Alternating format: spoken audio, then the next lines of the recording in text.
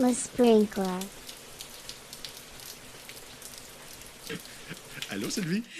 Allô, Eric. Comment vas-tu? Je vais très bien. Merci d'accepter l'invitation. Merci de m'avoir invité. Merci surtout d'avoir déplacé l'invitation. Il n'y a pas de problème. J'avais un concert que j'avais oublié ce soir-là. OK. J'étais allé voir un bassiste qui s'appelle Peter Hook. Ouais. Il était dans un band qui s'appelle New Order. Joy Division. C'est années 80. T'es trop jeune, c'est ça l'affaire. Non, pourtant, j'adore la musique des années 80, mais tu sais, je me rappelle surtout de Billy Idol. Billy Idol. C'est un autre genre. C'est un autre genre, absolument. Absolument. Écoute, on a plusieurs projets, plusieurs sujets à aborder ce soir. Ça va être très... ça va être très ouvert, très abstrait à certains moments, très précis à d'autres moments. À voir, à toi de décider où tu veux aller avec ça. Puis si tu trouves ça abstrait, c'est à moi de le clarifier. Et puis, ici, le prérequis pour écouter le podcast de ce soir, c'est une maîtrise en... Génie logiciel. Génie logiciel, OK. Oh boy. Non, pas nécessairement. Là, je veux dire, remarque, quelqu'un qui connaît un petit peu comment ça fonctionne dans un projet logiciel devrait s'y retrouver assez facilement. Oui, oui. On va parler du Mexique. Oui. Oui, tu étais là au Mexique, mais pas pour passer du temps sur la plage. Non, pas pour les playas. Mais pour une conférence. C'est quoi le nom de la conférence? CNMES, mais c'est la Conférence nationale en mesure et estimation du logiciel. Du logiciel seulement, OK. Ouais. T'es pas allé en Allemagne cette année? Aux Pays-Bas. Aux Pays-Bas. 2 semaines avant, j'étais à une ville qui s'appelle Haarlem. À Haarlem. OK. Haarlem. Donc, OK. Haarlem, qui est une vingtaine de minutes d'Amsterdam. OK. Une ville qui a un cœur, un centre historique, et c'est là, dans le centre historique, qu'on avait notre conférence IWSM, donc International Software Measurement, IWSM, OK. International Workshop on Software Measurement. OK. Donc, c'est une conférence de 3 jours qui se déplace annuellement d'un pays à l'autre. Mm-hmm. Cette année, c'était aux Pays-Bas. L'an prochain, elle sera à Mexico City. OK. Donc, pour l'organisation Cosmic, donc Cosmic Common Software Measurement International Consortium, notre nouveau ça président... veut dire Cosmic. C'est ça que ça veut dire, Cosmic. Ça n'a rien à voir avec la physique astronomique. Ouais. Donc, c'est un consortium international de mesures communes du logiciel. Notre nouveau président élu est mexicain. Ah bon? Ça explique. C'est justement le monsieur qui m'a invité à donner une conférence chez lui. C'était lui qui organisait la conférence CNMES à Mexico City. OK. Mexico City, qui est une ville beaucoup plus moderne que ce que je m'attendais. Je n'étais jamais allée. J'ai vu le Mexique, donc les resorts, les plages, les fonds marins aussi, en plongée sous-marine. Ah, OK. Mais je n'étais jamais allée voir la grande ville de Mexico City, et que j'ai trouvé vraiment jolie, très moderne, agréable. Et ouais. Tout ce qu'on entend du Mexique, c'est la violence, puis le drug trade, puis donc c'est sûr que c'est pas ça partout dans le pays, évidemment. Disons que les endroits où je suis allée, j'ai rien vu de ça, là. Ouais. C'est sûr que c'était des quartiers où il y avait des concessionnaires Porsche puis BMW. OK. Donc, on s'entend que c'était moderne. OK, ben oui. Avec des boutiques de designers, avec des beaux objets pour meubler son intérieur et tout ça. Donc, c'était... Ouais. Non, c'était pas les quartiers, les bas quartiers, disons. Ouais. OK. Désolé de te mettre sur le spot, mais dans le passé, il me semble que tu gagnais toujours l'espèce de prix de la meilleure conférence de l'événement. Mais non, pas toujours. Pas toujours? Je l'ai gagné parfois. Ah, OK. Soit la meilleure conférence, la meilleure présentation ou le meilleur article. OK. C'est arrivé plusieurs fois, mais cette année, je n'ai pas présenté d'article. Ah, OK, c'est pour ça. OK. J'ai pas eu le temps. T'as pas eu le temps. Non, la job de prof d'université, c'est très prenant. Oui, c'est les corrections, entre autres. Entre autres. Est-ce que c'est toi qui fais les corrections ou c'est ton chargé? Comment on appelle ça? Un chargé? Pas un chargé de cours, mais non, un assistant. Un assistant, oui. un assistant. Dans le cadre de mon cours de maîtrise, l'assistant, je fais la correction en équipe avec lui. Ça, c'est la personne qui m'a reçu la semaine dernière ou la semaine d'avant? Ouais. Pendant que j'étais au Mexique. Okay. C'est toi qui es venu me remplacer dans mon cours. Ouais. Et donc, tu as rencontré Bruel. Oui. Bruel, qui est un étudiant au doctorat en informatique cognitive et qui est d'origine haïtienne. Donc, c'est un étudiant que je co-dirige. Et donc, c'est lui qui a bien voulu t'accueillir et prendre soin de toi. J'espère très bien. Oui, il n'y avait aucun problème. Même techniquement, tout s'est bien passé. J'ai branché mon ordi et tout s'est bien passé. Tout s'est bien passé, il y a quelqu'un qui m'avait demandé pour que la session soit enregistrée. J'ai dit, mais désolé, mais j'ai rien pour faire ça. Il va falloir que tu te souviennes de ce que j'ai dit. Peut-être qu'il y avait qu'à mettre son cellulaire en fonction record, enregistre, et ça se serait fait. Mais bon, ça va. C'est parce que, tu vois, c'est que quand je fais venir des invités comme toi, ils sont obligés de faire un TP individuel qui est une forme de synthèse-analyse de ce que tu auras dit. Donc, une synthèse. Puis ce que je leur demande, parce que je me rappelle quand j'ai fait ma maîtrise, j'en avais des synthèses critiques ou synthèses-analyses à faire, puis j'haïssais ça. Je n'aimais pas ça. Puis je me suis rendu compte que, dans le fond, les profs que j'ai eus à ce moment-là, ils ne nous présentaient pas ça de la bonne manière. Il fallait qu'ils nous disent, voici ta mission. Ton VP ou ton directeur te dit, hey, il y a cette conférence-là qui s'en vient. Il y a Éric Laramé qui va donner une conférence sur la culture à 3 niveaux. Ça m'intéresse, mais j'ai pas le temps d'y aller. J'ai un conflit d'horaire. Tu y vas à ma place, puis tu me fais une synthèse. Max 2 pages, je veux comprendre de quoi il a parlé. Donc, quand on présente ça comme une mission qui vise à transmettre de la connaissance à d'autres personnes suffisamment détaillées pour qu'ils comprennent sans y avoir assisté, bien là, les gens, ils comprennent à quoi ça sert de faire une synthèse d'une présentation. Fait que dans ce cas-là, le fait qu'ils ont à le faire comme devoir, ben c'est déjà, ils se forcent un peu plus, disons, pour ramasser l'essence de ce que tu as pu parler. Fait que c'est bien évident que s'ils l'avaient enregistré, ça aurait fait leurs affaires. Je me suis bien amusé à faire jouer un jeu. On a joué à Ballpoint Game. La balle... mon kit est ici en arrière, là. OK. Je l'ai apporté. Je me disais, qu'est-ce que je pourrais faire pour les dérouiller un petit peu? C'est très différent. Moi, quand je donne une formation, mettons, dans une entreprise versus lorsque je vais avec ton groupe, c'est quand même c'est plus timide. C'est très poli. c'est très gentil. Donc, j'essaie de trouver des façons de provoquer quelque chose. Et puis, le Ballpoint Game, c'était parfait pour... Tout le monde a joué, sauf une personne. Et puis c'était vraiment le fun. Sauf une personne? Oui. La personne n'a pas voulu jouer à la balle? Je ne nomme pas de nom. Non, c'est correct. Je cherche un blog post j'avais donné une formation dans ton groupe il y a quelques années, puis la personne qui a fait le résumé, j'ai trouvé ça tellement bon que je l'avais mis sur le blog de Agile Partnership. En 2015? C'est-tu possible, 2015? Ça commence à être loin, là. Mais écoute, si elle a apparu facilement, je l'ai affiché, mais bon. C'était-tu le document d'Alexandra? Oui, exact. Oui.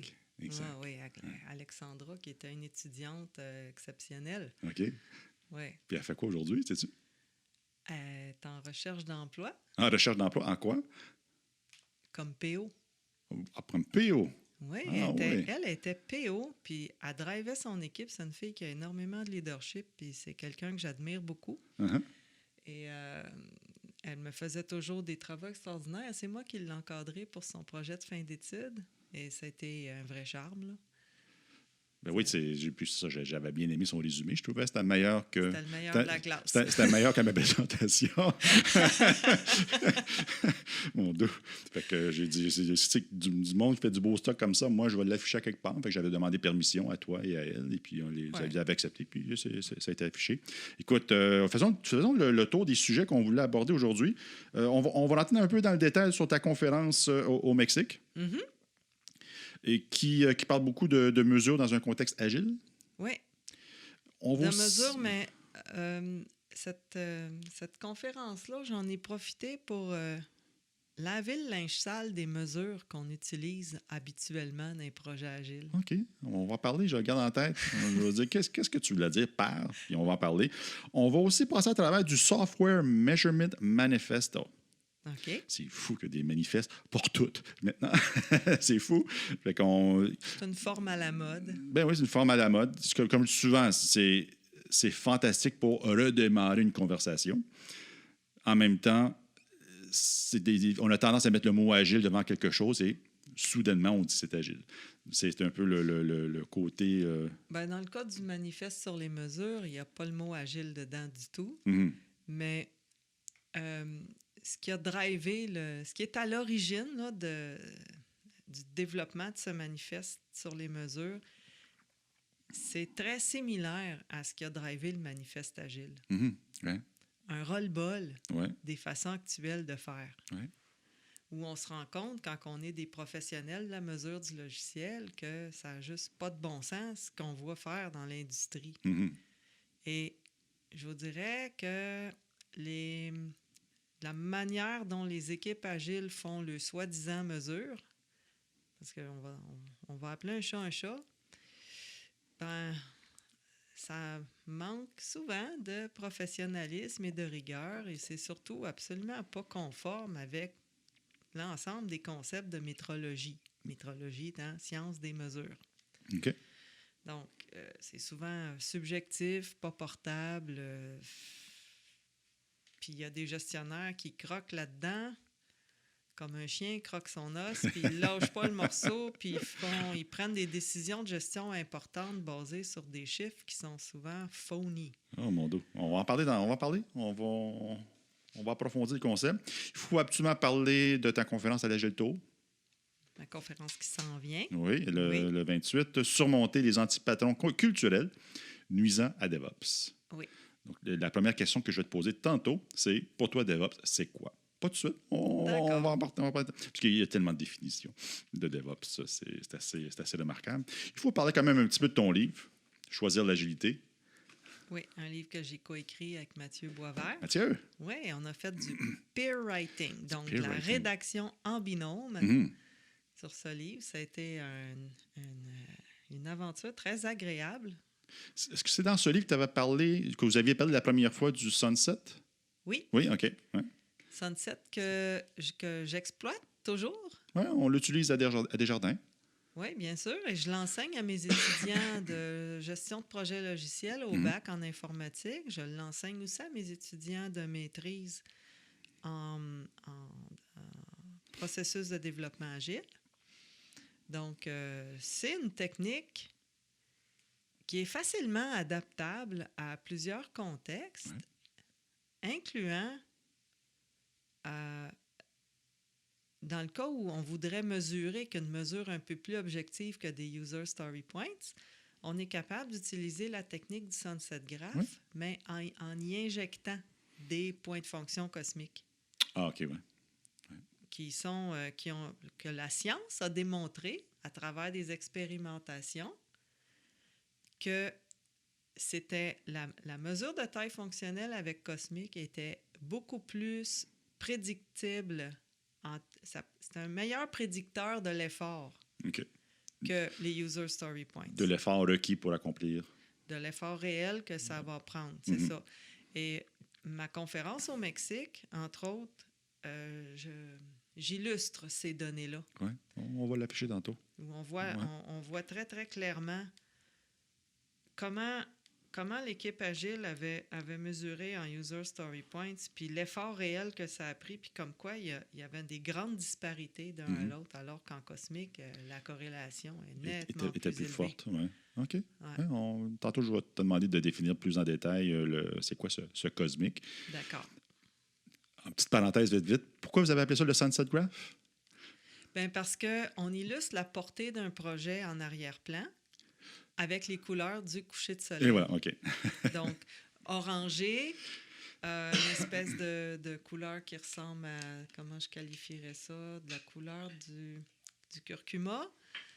Le curcuma.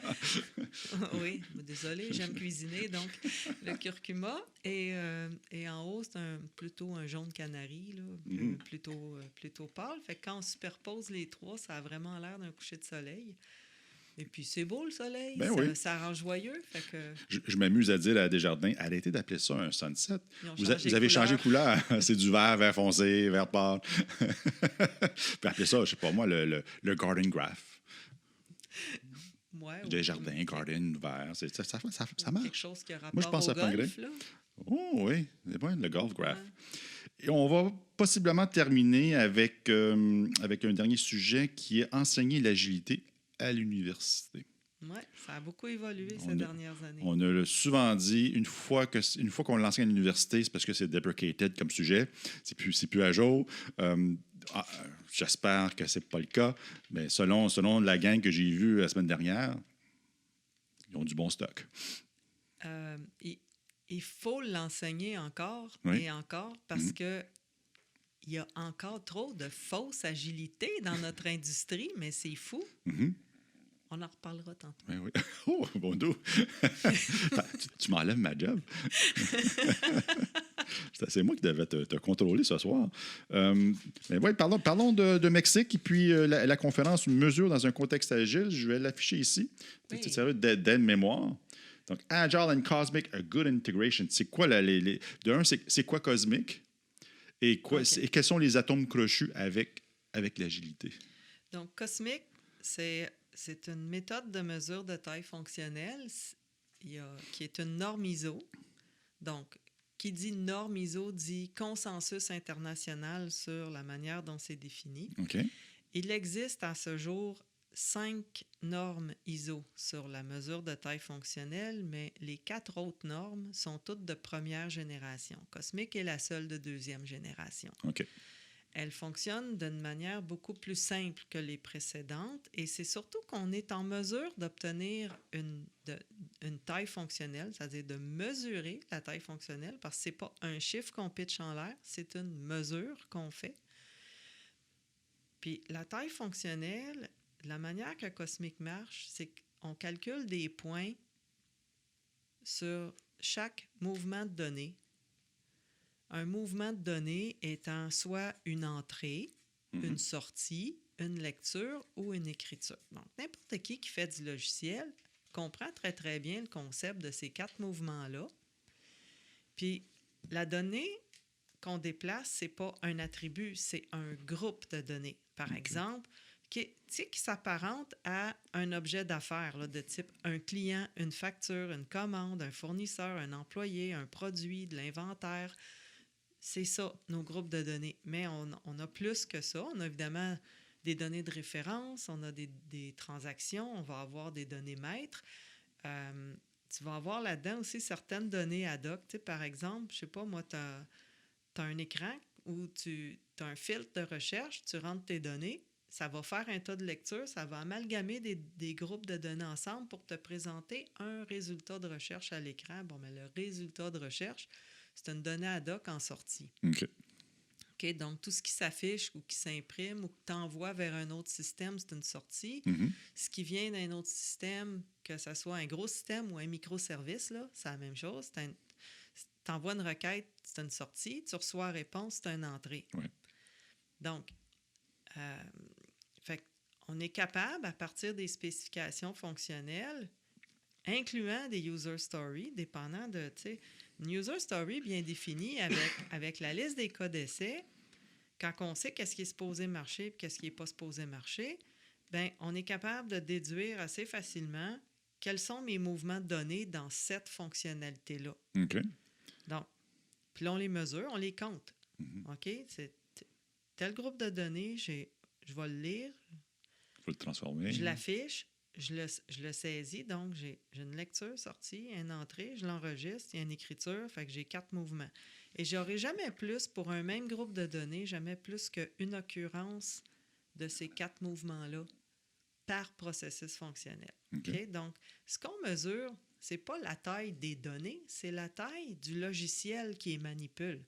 Donc, c'est vraiment, on ne tient pas compte des occurrences, fait que c'est c'est assez facile de comprendre, même quand tes spécifications ne sont pas entièrement détaillées, quand tu sais quelles sont les données que tu vas manipuler, puis quelle barre tu manipules. Faut-tu que je les saisisse? Est-ce qu'ils vont s'afficher? Est-ce que je dois les lire? Je dois-tu les mettre à jour dans base de données ou autre? OK. Est-ce que je dois les envoyer vers un système externe? Donc, en général, on sait ça très, très tôt dans le cycle de vie du logiciel, ce qui fait que c'est pour ça qu'avec Cosmic, c'est facile d'établir une mesure assez tôt dans le processus. OK. OK. Le hic, parce qu'il y a toujours un hic, hein, parce que ça a l'air beau, là. Alors, pourquoi est-ce que l'industrie ne l'adopte pas plus qu'il faut? Ben, moi, c'est la question que je voulais te poser parce que tu nous avais présenté Cosmic quand on était tous les deux à Pixis, il y a 100 ans et demi. 10 ans. Il y a 10 ans, oui, ça fait longtemps. Et puis, je le vois pas se propager dans l'industrie. Non. Évidemment, moi, je suis un de ceux qui n'en parle jamais.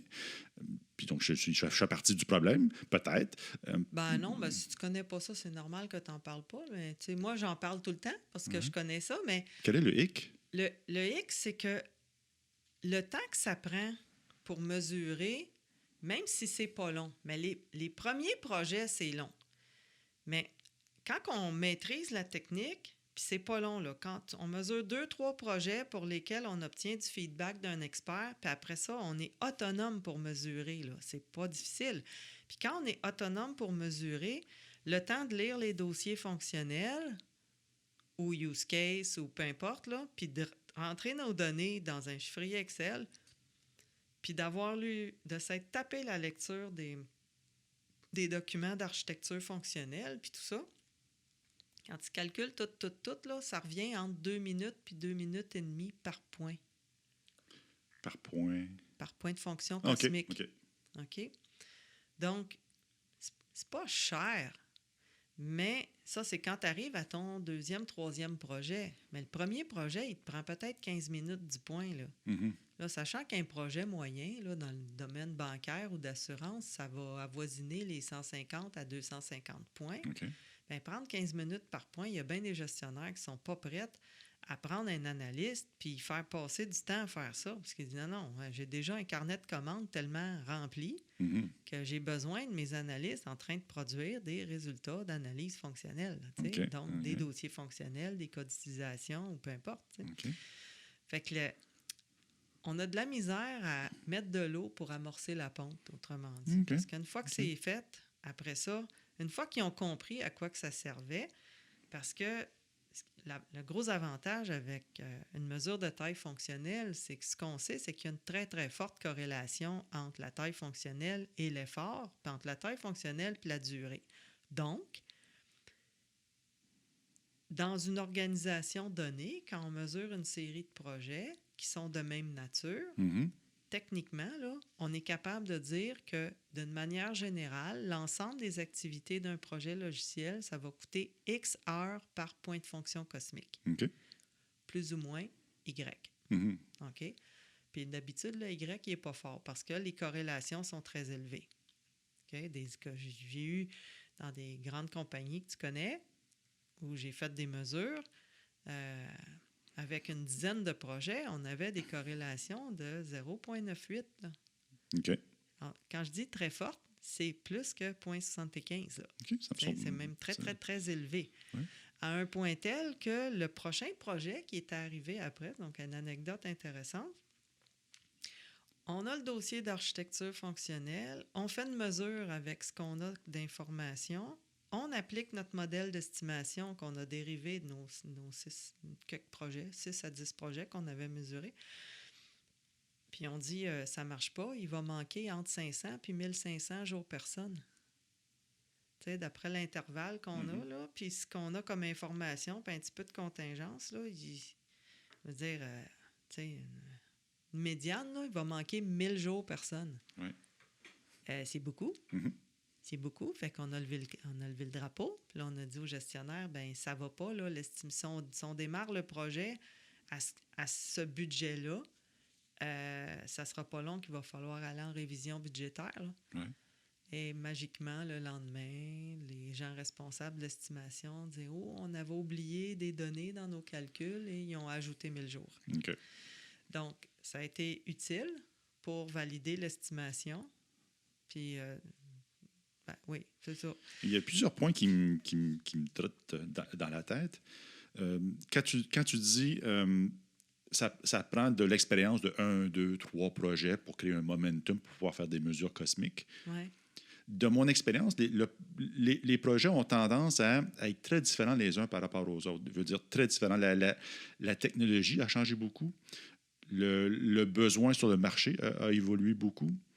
Et puis, le facteur humain a évolué beaucoup. Cosmique, on gère ça comment? Bien, comment je dirais ça? Cosmique, c'est l'équivalent d'un ruban mesuré. Par exemple, cette table ici. Mettons qu'on veut bâtir une table. Je veux bâtir une table, puis j'ai un panneau de 4 par 8, puis je veux une table qui fait 30 par 60. Il faut que je la découpe là-dedans. Bien, je prends mon ruban, je mesure, puis je la découpe, puis je la fais. Puis là, bien, quand ça fait 5-6 tables que je fais, je suis capable d'avoir un temps moyen par pouce carré pour construire une table. OK? Bon. Dans le cas des projets, oui, les technologies changent, mais ce qu'on se rend compte, à force d'en avoir fait, moi j'en ai fait pendant, je ne sais pas, mettons 20 ans, c'est vraiment une mesure du processus logiciel qui est déployé. Et la technologie, elle a un petit impact, mais pas tant que ça. Dans une même organisation, là, en général, ils vont changer la technologie, ce qui est un facteur de risque. Qui va peut-être avoir un petit impact pour temporairement, le temps que les gens soient accoutumés à nouvelles technologies. Il va falloir prévoir un peu d'effort de plus, mais ça va faire partie d'une contingence saine des risques ou des problèmes anticipés. Là, dans ce cas-là, quand tu le sais que ta technologie est nouvelle, ben, tu te budgètes un peu plus haut. Là. Mais après ça, ça revient pas mal au même parce que le processus, c'est l'ensemble des activités qu'on va faire qui produisent un certain nombre de livrables finaux ou intermédiaires. Fait que quand l'organisation produit le même genre de livrable avec le même gabarit puis qui applique les mêmes techniques de vérification, la technologie aura beau changer. Si le processus est le même, ben, ça produit du logiciel à la même vitesse. Donc, c'est pour ça que dans des assez grandes organisations, on va se ramasser avec plusieurs modèles de productivité ou d'estimation, notamment souvent les applications web. C'est un processus qui drive ça. Fait que même si tu en as en C#, tu en as en .NET, en Java, en JavaScript ou autre, ben, on se rend compte assez rapidement que l'ensemble des projets web, ben, ça performe pas mal tout le temps à la même vitesse. Si on a des petits projets stand-alone, ça performe à une autre vitesse. Si on a des projets mainframe, ça performe à une autre vitesse. Donc, ce qui fait que c'est pas... On a l'impression, à prime abord, que c'est la technologie qui fait que ça coûte cher, mais non, c'est le processus sous-jacent. C'est qu'on se rend compte qu'il y a des activités de plus ou de moins qu'on doit faire dans certains cas qu'on ne fait pas dans les autres. Là, puis le gars excuse-moi, vas-y. La taille fonctionnelle, elle ne change pas. Je veux dire, le logiciel, quand je mesure sa taille, je le mesure parce que j'ai des mouvements de données qui sont facilement identifiables. Le défi aussi, quand on vient pour mesurer en cosmique, et ça a été le sujet de ma thèse, quand j'ai fait ma thèse en 2006 et 2012, c'est que je peux utiliser la méthode cosmique comme mécanisme pour identifier des défauts dans les exigences fonctionnelles. Excellent. Et ça prend pas plus d'effort que de faire une revue par les pairs. Et en plus, tu peux le faire par une seule personne. Et pendant ce temps, pendant qu'on essaye de mesurer, on trouve des défauts plus graves en tentant la mesure qu'en faisant une revue par les pairs. Exemple, fais une revue par les pairs, tu en as déjà fait, il y a bien du monde qui en ont fait.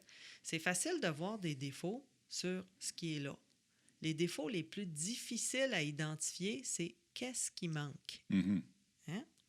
Or, quand on mesure avec Cosmic, quand il y a de quoi qui manque, par exemple, tu te sers d'une donnée à quelque part qu'il faut que tu ailles lire dans un processus fonctionnel, puis tu cherches à travers les autres processus fonctionnels, elle vient d'où cette donnée-là?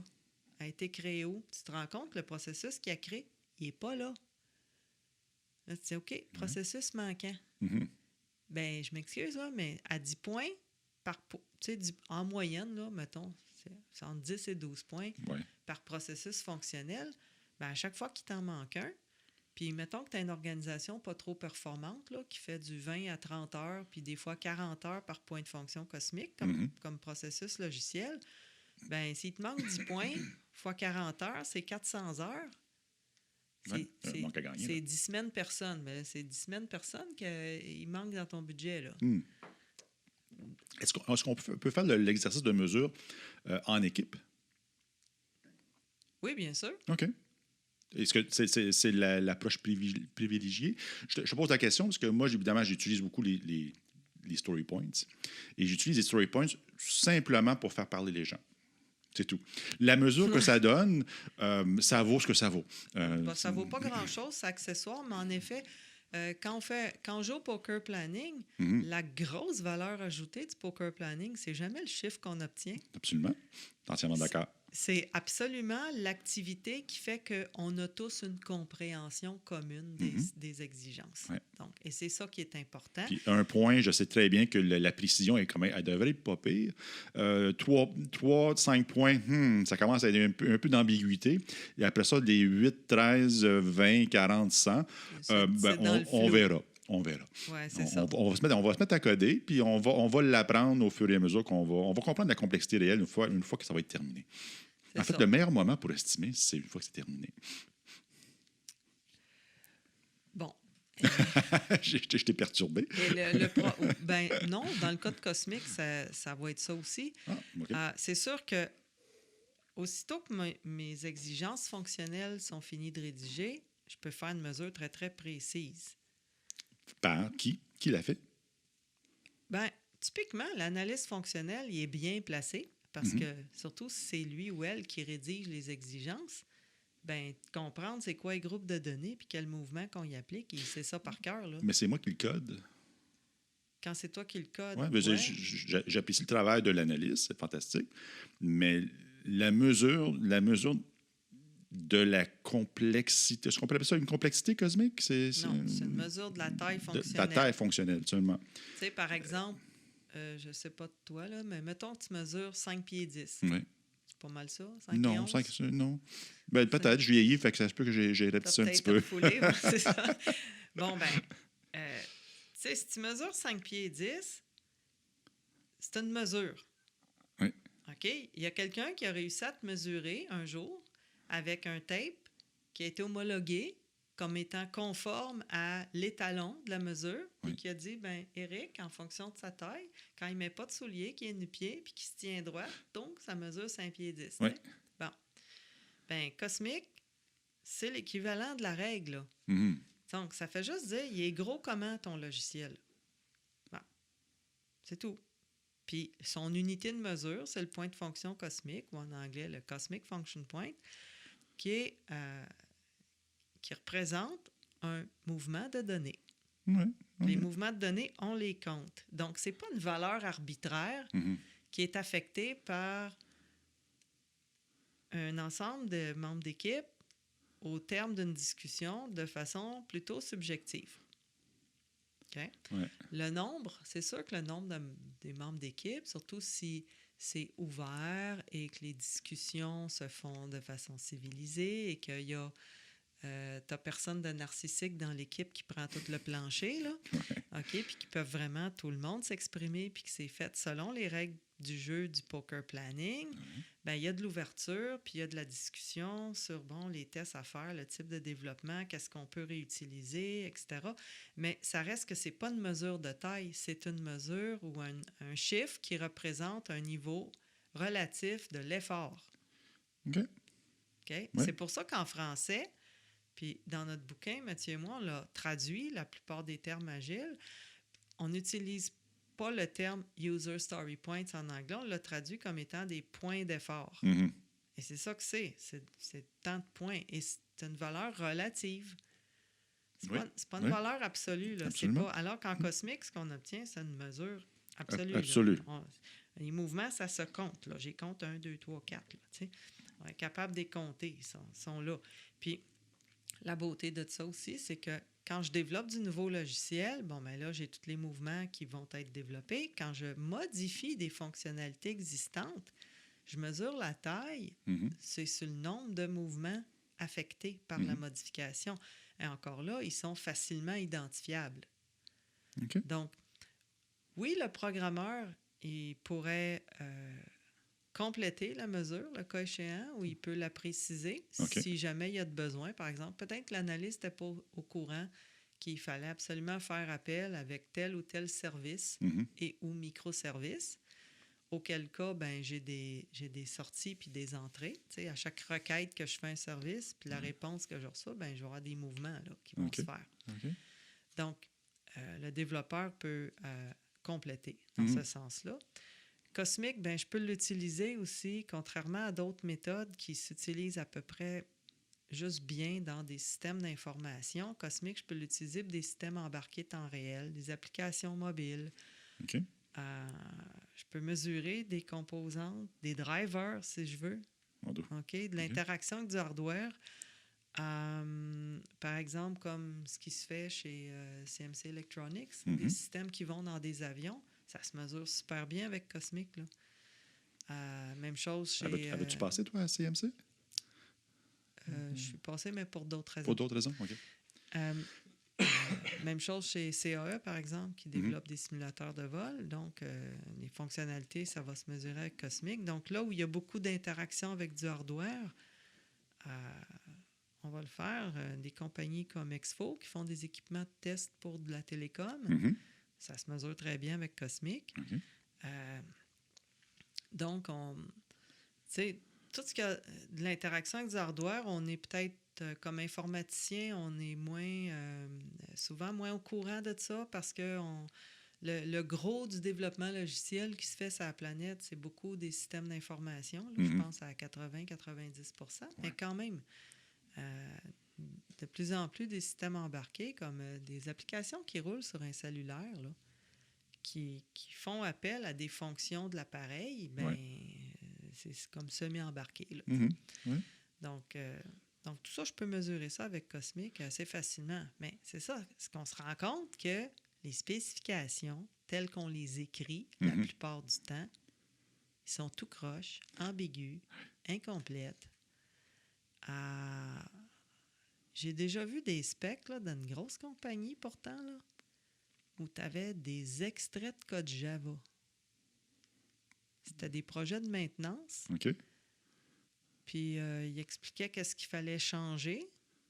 Puis, on mettait le code, Ah littéralement le code Java. Mon Puis là, on parle d'un dossier fonctionnel que ton client va approuver. Ton client qui, lui, a un bac en administration, là, ne comprend rien. Et qui fait quoi? Il délègue. Non, il délègue pas. Il dit, ça a l'air savant, fait que je vais l'approuver. Ça te laisse, ça va. Ben oui, ça a l'air intelligent et savant, puisque je le lis, je le comprends pas. Au lieu de lever un flag pour dire, non, ça n'a juste pas de bon sens, là. C'est comme il y a un éléphant dans la pièce ici, là. Et, ben, c'est ça.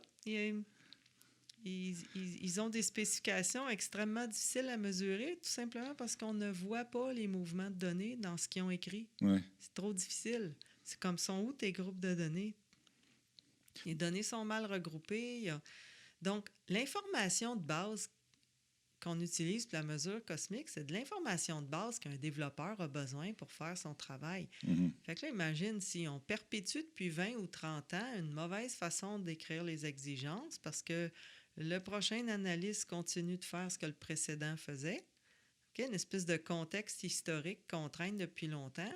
Puis il y a réellement un éléphant dans la pièce et personne n'ose s'attaquer au problème. Donc, je vois un besoin important de monter en compétences à plusieurs niveaux oui. pour pouvoir que ça soit adopté. Est-ce que tu connais des endroits qui l'utilisent? Oui. Oui, comme? Jean Coutu. Jean Coutu, oui. Oui. 180 développeurs. Oh. Les projets sont mesurés depuis un peu plus de 10 ans. Puis quelles sont les belles choses que tu entends de Jean Coutu par rapport à ça?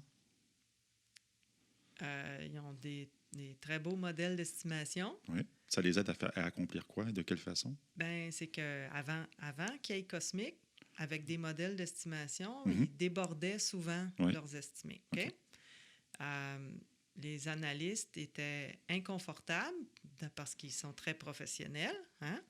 Donc, les gens étaient inconfortables avec le fait qu'ils doivent aller demander des budgets supplémentaires pour faire les projets. Fait qu'ils ont demandé à leur patron d'être formés sur des méthodes quantitatives d'estimation qui allaient leur permettre d'estimer de façon plus précise. Or, on a commencé à mettre Cosmic en place. Puis, on a développé les modèles, là, c'était clair. Là, il y avait plusieurs modèles. Puis, ils se sont mis à appliquer, puis ils les ont maintenus à travers le temps. Et ils sont passés de débordements de plus de 2 puis 3 fois les montants initiaux à typiquement en dedans de 10 OK. Mettons que je suis Scrum Master, puis j'étais allé lire un peu sur Cosmic suite à au podcast. Au podcast. Moi, Scrum Master, j'ai compris les grandes lignes, mais mon dos, j'ai un peu d'études à faire. Est-ce que tu en parles dans ton livre, Cosmic? Ou... Oui, un petit peu. Sur des mesures. En fait, c'est dans le livre, on s'adressait surtout à ce qu'on voulait combler comme lacune. Là, c'était des gens qui pensaient que l'agilité, ce n'était qu'une autre méthode de développement. Puis là, on disait, ben non, c'est pas ça. Ça a des répercussions partout dans l'organisation. Puis on avait aussi, au moment où on a écrit ça, en 2010-2011, beaucoup de développeurs, des équipes qui voulaient appliquer l'agilité justement pour combler certaines lacunes de leur processus qu'ils utilisaient à ce moment-là. Et la direction n'était pas trop au courant de ce que ça allait impacter. Pour dire, c'est quoi la répercussion? Qu'il fasse l'agilité, là. Oui, mais c'est parce que là, on veut le client dans l'équipe. On veut des locaux avoisinants ouverts. On veut de la collaboration quotidienne avec nos utilisateurs potentiels. Là, c'est comme, OK. On veut être financé différemment. Là, c'est comme, on veut être coaché. Les coachs, c'est pas gratuit. Ça ne travaille pas pour des peanuts. Fait que là, d'un coup, c'est beaucoup d'argent. Fait que le gestionnaire, c'est un bon retour sur l'investissement. Oui, bien sûr. Et je l'ai prouvé.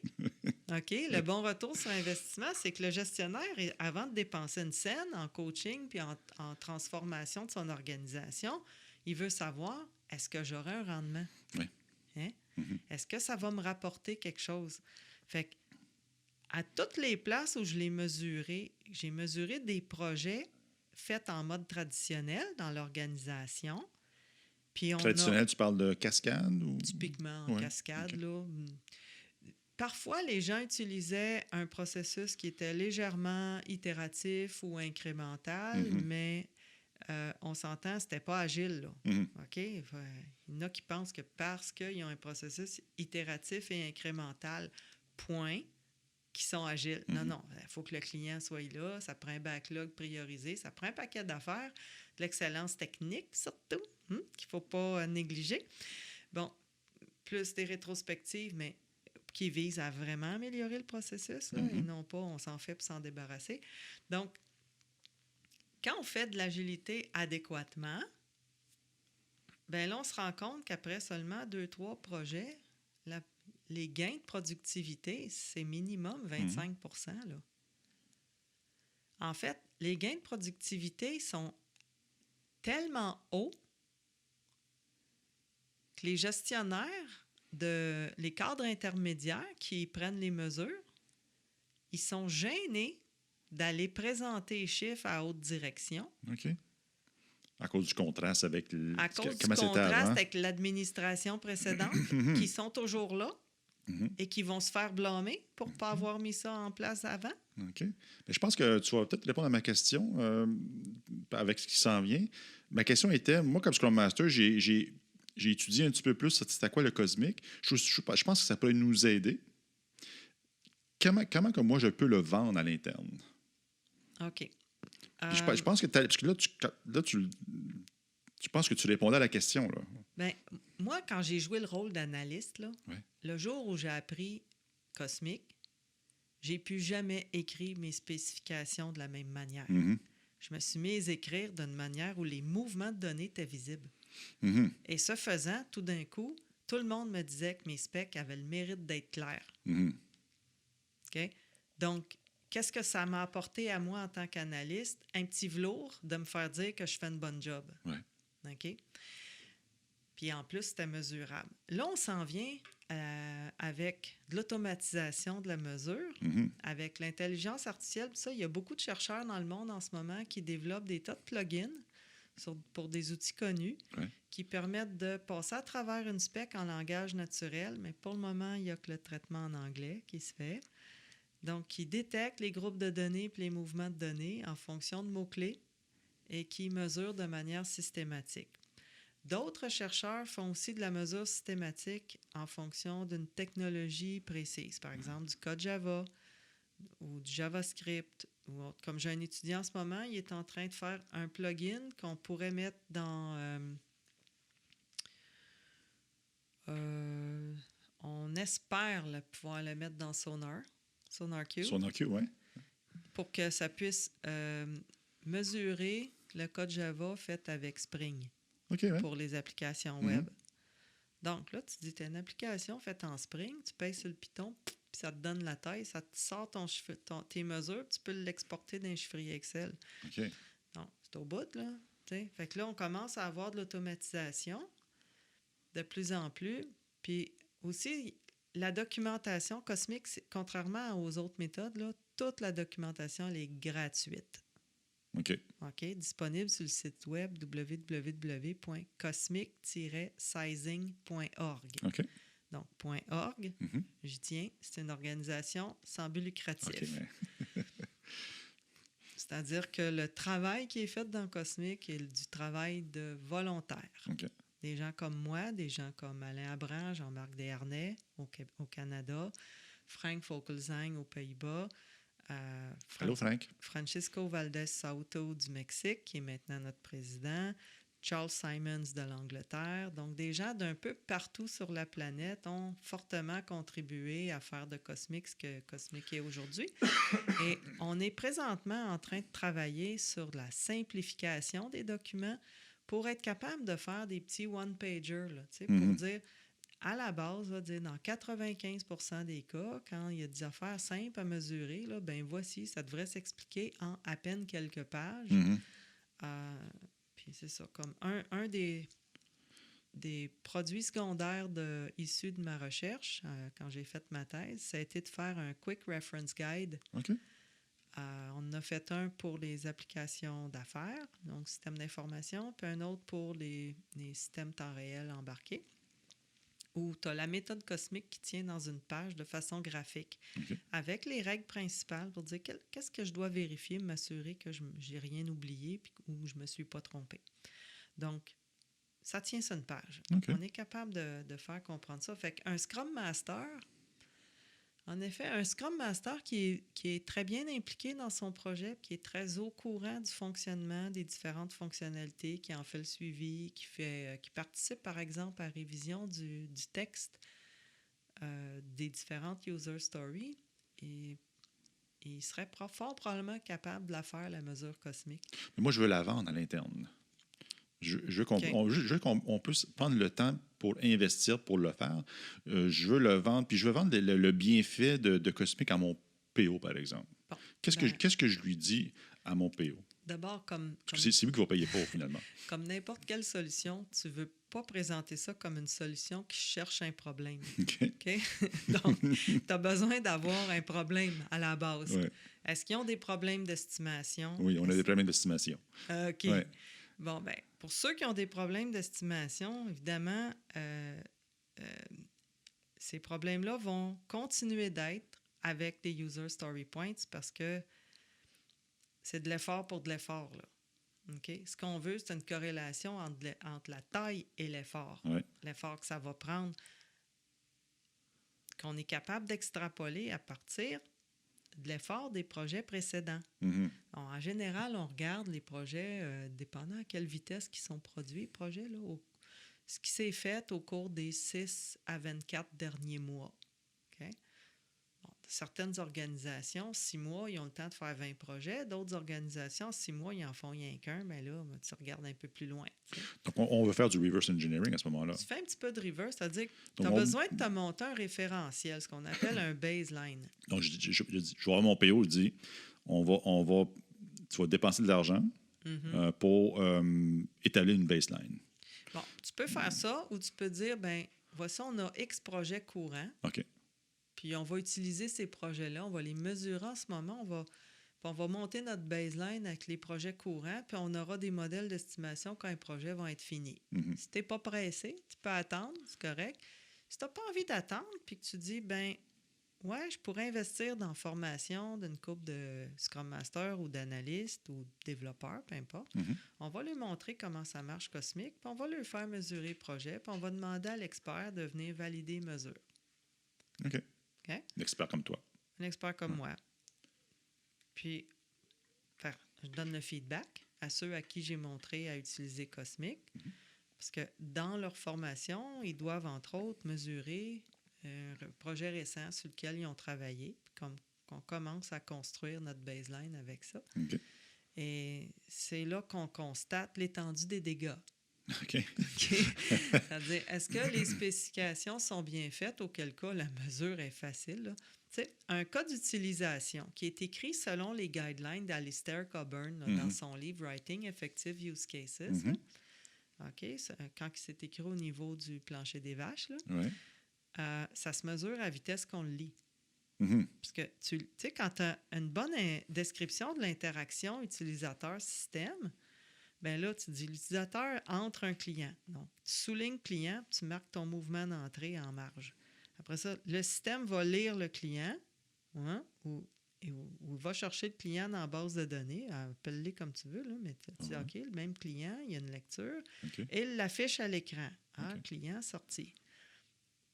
Là, tu t'es rendu à 3 points. Là. Mm-hmm. OK. Là, tu continues. Tu descends comme ça, puis à chaque action, là, typiquement, tu vas avoir un ou deux mouvements, là, une entrée, une sortie, une lecture ou une écriture sur un groupe de données qui est identifié dans le spec. Mm-hmm.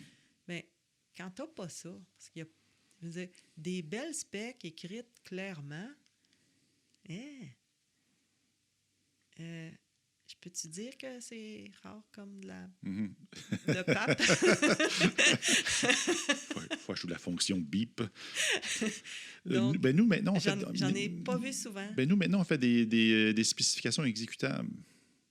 Avec Cucumber, puis avec du Behavior-Driven Development, puis Cosmic. Moment, y a-t-il des atomes crochus entre Cucumber, BDD et tout ce... J'en suis absolument convaincue et je me cherche en ce moment un doctorant qui va me développer un plugin à whatever qui va... Fais ta blog, là, dis, je cherche un... Quelqu'un qui aura envie de faire un doctorat, peut-être même dans son milieu de travail, pour mesurer automatiquement en Cosmic à partir des scénarios Cucumber ou Gherkin, là, en Gherkin. Mais oui. Given, then, when. C'est ça. Puis, et qui pourrait être multilingue parce qu'on s'entend, on peut le faire en français aussi. On peut le faire, typiquement, les gens vont le faire en anglais, mais il y en a qui le font en français, en espagnol, en allemand, en n'importe quelle langue, bref. Et tout ce qu'on a à faire, dans le fond, c'est de faire une petite table de correspondance pour dire quel terme veut dire quoi. Puis, en fonction des actions qui sont posées au niveau des tests, on est capable de deviner assez facilement ou de faire la relation pour dire de quel processus fonctionnel il s'agit, c'est quoi le groupe de données qu'on manipule, puis c'est quoi le mouvement ou les mouvements qu'on applique dessus. Ça serait peut-être une porte d'entrée, ça. Absolument. Moi, je veux ça parce que des specs exécutables, j'ai la conviction profonde que c'est l'avenir. Que des specs écrits en langage naturel, ça va être... c'est déjà dépassé, mais bon, c'est encore largement utilisé en industrie. Là, mais ceux qui ont des échecs à mettre ça en place, c'est parce qu'ils font les deux. Ils ne devraient pas, là. Tu fais un ou l'autre, là. Mais... Aviez-vous déjà tenté l'expérience avec Fit et Fitness dans le temps? Non, tu n'avais pas connu ça. C'est un genre de précurseur, si tu veux, à Cucumber. Ben, on Pixis, faisait nos on avait quelque chose qui était Green Pepper qui Oui, ressemblait à Green ça. Pepper, oui, exactement. Ouais, Pixis avait développé ça. Est-ce que vous avez fait l'expérience avec Green Pepper? À l'époque, non. Non. J'étais trop occupée sur d'autres mandats, OK. malheureusement. Mais ça aurait été le fun de Mais le oui. faire. Mais bon, finalement, ça a pas levé. Mais je veux dire, Cucumber avec Gherkin, ça a comme pris le marché beaucoup. Là, Oui. dans ce, Ouais. ça fait que là, pas mal tout le monde connaît ça. Mais c'est ça, ceux que j'ai entendu parler qui ont dit que c'était le fun, mais on l'a abandonné. La plupart du temps, c'est parce qu'ils continuaient de rédiger des longs et lourds documents de spécification textuelle plutôt que de faire le switch complet, là, un peu comme arrêter de fumer, tu sais. Le cold turkey, là. Sevrage important. Il y a un sevrage, oui, c'est ça. Surtout que la conformité veut le document original. Oui, ben là, il faut se battre avec ça un peu. C'est un peu un frein, là. C'est que, ben, tu y imprimes ces scénarios, puis tu y donnes. Là. Vous avez même développé un manifeste. Oui. The Software Measurement Manifesto. Là, je vois Frank Vogelsang, qui était le chair de Cosmic. Donc, c'est mon collègue néerlandais. Puis qui a émergé suite à, un peu comme le manifeste agile original 2001, il a émergé suite à des frustrations. Bien, suite à des frustrations, parce que, bon, le manifeste agile, c'était clair que travailler des semaines de fou parce qu'on est rendu en test, puis il faut squeezer l'échéancier, on ne veut plus ça. Travailler comme des fous pour livrer du logiciel puis se faire dire à la fin d'un test d'acceptation, c'est bien beau, mais c'est pas ça dont on avait besoin. On veut pas ça. Il y a des raisons pourquoi le manifeste agile a été mis en place. Et ces raisons-là, moi, je sais pas, j'ai commencé à développer en 85. Je les ai vécus, là, ces projets-là. Tous les problèmes que ça vient résoudre, les douleurs, je les ai vécues, ces douleurs-là. Puis c'est pour ça que quand j'ai suivi mes premiers cours sur l'agilité en 2006, j'ai accroché là-dessus tout de suite pour dire « Ouh, c'est the way to go, ça, là. Je veux ça, moi, comme développeur. Je suis prête à montrer ça à mes clients. C'est clair, ça va venir régler bien le problème. » Or, récemment, la mesure, ben c'est la même affaire. On se rend compte que les gens mesurent, en fait, pas qu'ils mesurent, ils appliquent des valeurs, puis des données, des nombres, on pitch des chiffres, mais on ne fait pas des vraies mesures. C'est un peu n'importe quoi. Puis après ça, on se met à gérer, c'est-à-dire prendre des décisions d'affaires importantes basées sur ces résultats-là. Puis c'est n'importe quoi, là. Assez que maintenant, il y a plusieurs personnes qui ont annoncé, entre autres, que utiliser des user story points au niveau d'un gestionnaire pour prendre des décisions, que c'était du management malpractice. Donc, quasiment, ça relève de la faute professionnelle. Là, tu dis, OK, mais on remplace par quoi? Si on ne fait pas ça, on fait quoi? Cosmic.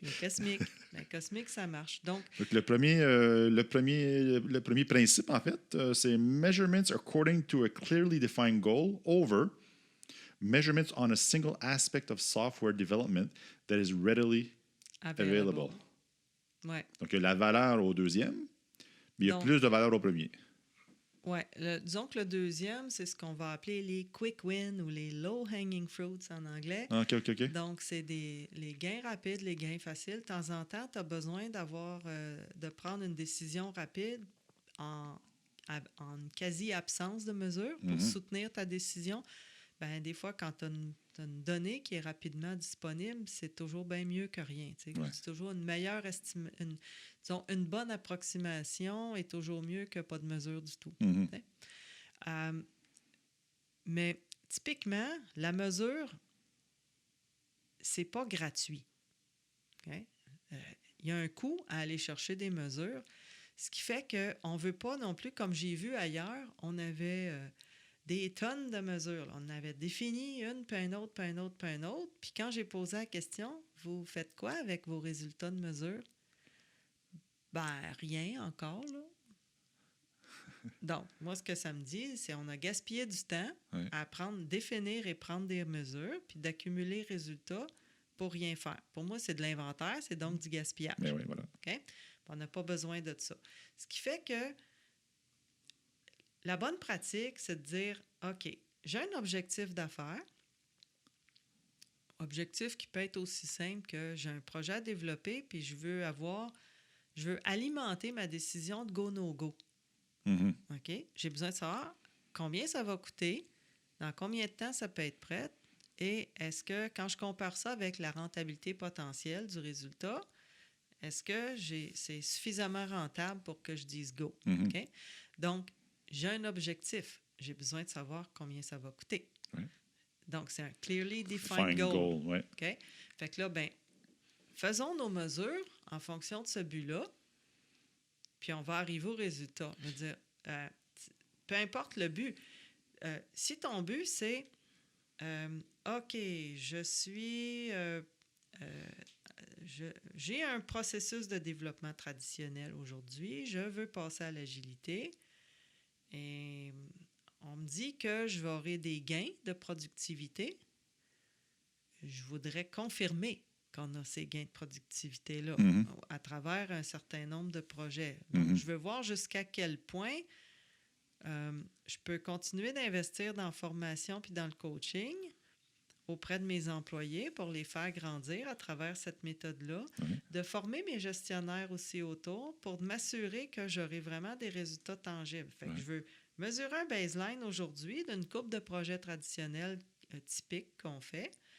Je vais le mesurer avec Cosmic, puis je vais aller voir combien d'heures par point de fonction cosmique est-ce qu'ils ont coûté ces projets-là en moyenne. Mhm. Et je vais reprendre l'exacte même mesure sur mes nouveaux projets que je fais en mode agile, puis je surveille dans le temps, sur une période de, je ne sais pas, 6 mois, 1 an, ça dépend à quelle vitesse on sort les projets. Je vais surveiller mon nombre d'heures par point de fonction cosmique. Mhm. Et je te garantis qu'il va baisser. OK. Il va coûter moins cher. Hmm. La productivité va augmenter, la qualité devra augmenter quand on fait du vrai agile. Si on change 40 sous pour une pièce, il ne va rien se passer. Là. On va changer les mots. Non, mais de toute façon, on va le voir. C'est parce que quand on se rend compte que notre productivité n'augmente pas, c'est parce qu'il y a quelque chose qu'on ne fait pas. Ouais. Il y a quelque chose qu'on n'a pas bien fait. Typiquement, ils ont oublié rétrospective. L'activité, la seule activité qui vise à améliorer le processus, là, c'est comme ils ne comprenaient pas la valeur ajoutée de ça.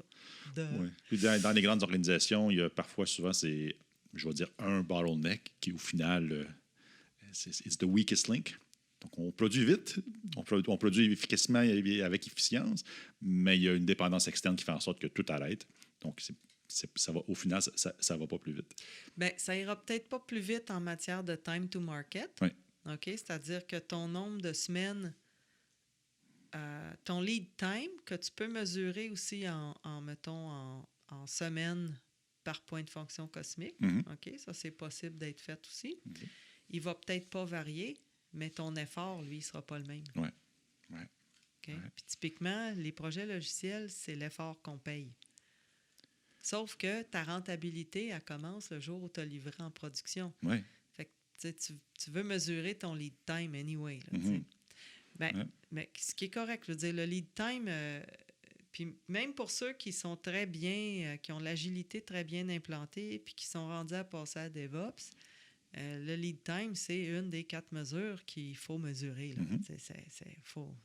Oui, lead time, cycle time, et on parle de Kanban. Ben, en DevOps, ça va être le lead time, ton deployment frequency, donc la fréquence de déploiement, le mean time to repair, donc c'est-à-dire combien de temps quand tu réalises que tu as une défaillance dans le logiciel entre l'identification de la défaillance puis le moment où c'est confirmé qu'il est corrigé en production. Donc, ton mean time to repair, tu le veux le plus court possible. Mm-hmm. Et tu veux aussi ton change fail percentage. Donc, c'est quoi le pourcentage de changement que tu fais qui marche pas du premier coup? En fait. Quand tu envoies en prod, pouf, ça pète, puis il faut que tu fasses un rollback. OK. Donc, ces 4 mesures-là, c'est les mesures qui sont proposées dans un bouquin que je trouve excellent d'ailleurs, qui est Accelerate, The Science of DevOps. Là. OK. C'est à lire, ce livre. Vraiment. Je vais l'ajouter dans la description. Oui. La fille qui a écrit ça, elle a fait sa recherche. C'est une PhD américaine. Elle a étudié 300-400 compagnies aux États-Unis. Puis Puis elle a été capable de regrouper comme étant les low performers, medium performers, high performers, basés sur ces 4 mesures-là. OK. Et elle a regardé celles qui performaient fort. Évidemment, ils faisaient presque tout du DevOps, là. Mm-hmm. Et c'était assez génial parce que là où je me reconnectais avec son contenu, c'est que les constatations qu'elle fait sur notre état de l'industrie du développement logiciel, c'était les mêmes constatations que je faisais quand j'étais dans l'industrie. Ouais. Donc, elle tire les mêmes conclusions que moi. Et c'est pour ça que j'ai tellement tripé sur son livre, parce qu'elle a pu, elle, le démontrer avec des données. Des données scientifiques démontrées statistiquement avec la corrélation. Et fait, ce qui est un plus, c'est qu'elle n'a pas juste les hard practices du génie logiciel, mais aussi les aspects beaucoup plus soft. Dans la deuxième moitié du livre, elle est capable de montrer qu'il y a une corrélation très nette entre le software delivery rate, OK, donc la vitesse à laquelle une organisation arrive à mettre son logiciel en production, puis le nombre de burn-out. Ah oui. All right. Là, tu dis, OK, les gens qui font du DevOps, qui le font efficacement et correctement, ils sont plus heureux dans leur job. Avec un rythme soutenu, soutenable. Oui, soutenu, soutenable. Ils font plus de dépression puis de burn-out. Tu as des taux de roulement beaucoup plus bas. Ils ne cherchent pas à aller travailler ailleurs parce qu'ils sont heureux à faire ce qu'ils font là. On a eu une mauvaise nouvelle aujourd'hui par rapport à ça. Je ne sais pas si tu as entendu. Un suicide qui a été attribué au projet Phoenix. C'est triste, hein? Mon Seigneur. Oui, surtout que, on s'entend, c'est pas réellement un problème logiciel. C'est un problème de gestion. Oui.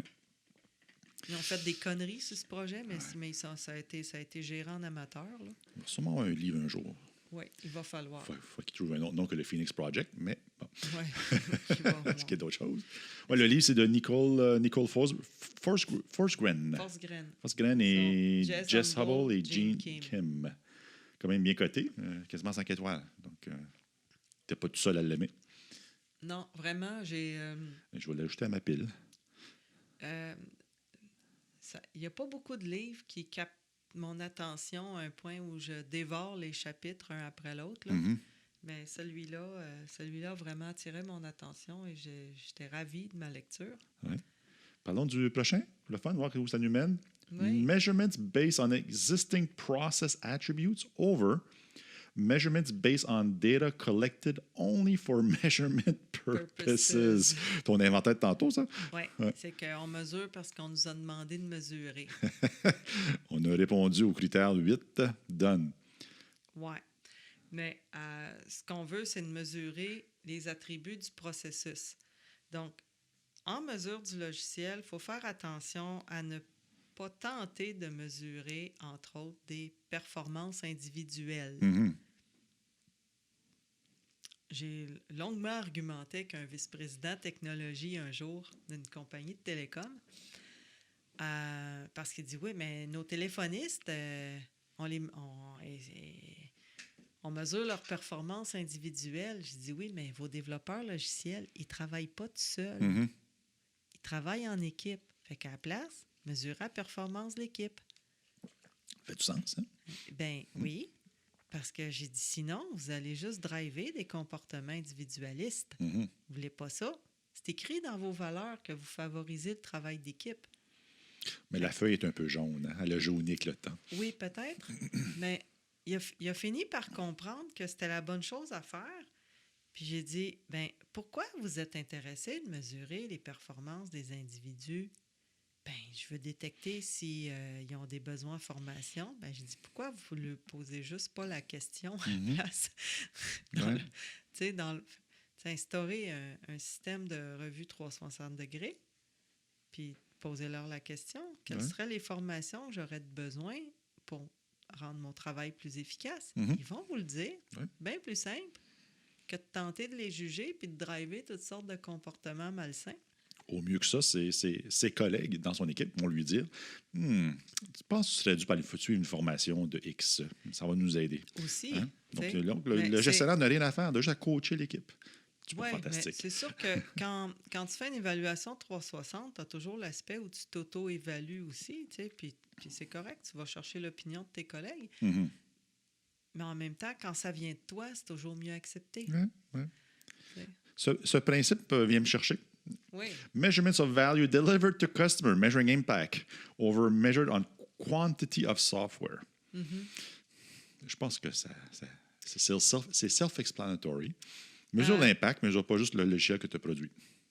Oui, exactement. Tu sais, souvent, en Agile, on se pète les bretelles, puis on a un principe Agile dans le manifeste qui dit qu'on on veut livrer de la valeur Au client rapidement, puis souvent.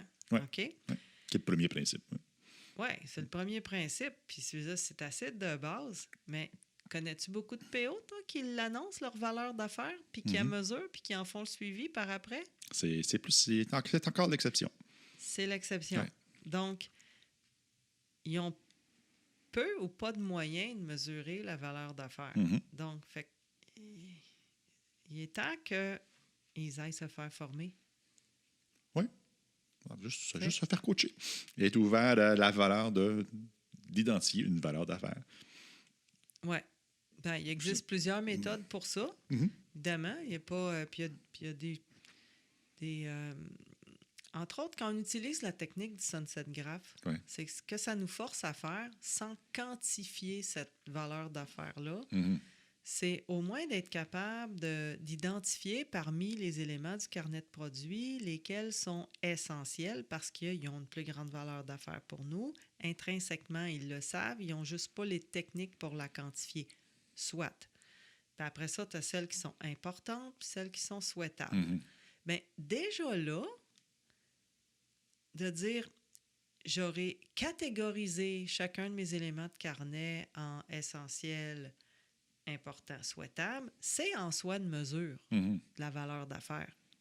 C'en est une. Mhm. Ce qu'on appelle un mode. OK? Sur des échelles de mesure, là, Ouais. c'est pas une mesure absolue. Mhm. Tu sais. Donc, c'est pas une mesure de type ratio. Ce qu'on appelle, c'est une catégorie. Oui. OK? Donc, on met des quantités dans des catégories, puis c'est déjà un minimum, mais ça peut aider. Mhm.